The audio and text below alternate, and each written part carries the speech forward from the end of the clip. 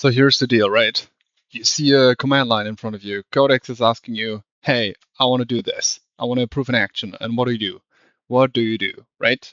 Usually users at this point either say, hey, it's fine, you can approve it for me, and or just go on auto mode, right? Because I think most developers and users at these moments can't really be bothered to actually check the commands, and they probably don't even have the knowledge. And right, blast radius is basically my answer to this problem, since I'm both an IT security enthusiast, I would say, and also an AI enthusiast, and Codex and similar tools like that basically changed my life. So this is why I'm also thinking about the dangers of people who are maybe not as aware as I am due to my background. And this is what Blast Radius is about. Blast Radius is a live web app game. Basically, it teaches you how to analyze commands that your agents wants you to approve, and then gives you various options.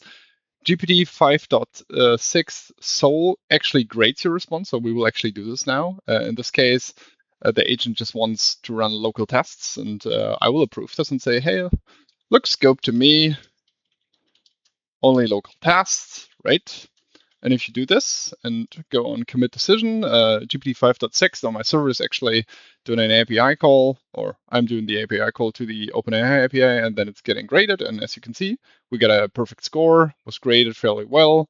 We can also ask the coach, in this case, again, GPT-5.6 about like, okay, how did we do? Was something wrong? In case you get it wrong, because this was actually a very easy scenario.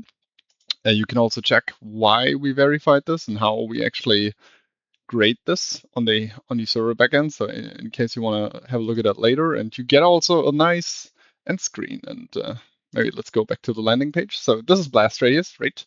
Blast Radius has various modes. We just did the tried one verified incident to give you just a head start on, give you a very quick way of how it actually works. We also have the measure my approval reflex route, where you just get asked a bunch of questions, and then the model actually thinks about, okay, the user has these and these issues, and then they get a dynamic command line question of a command that wants to be approved.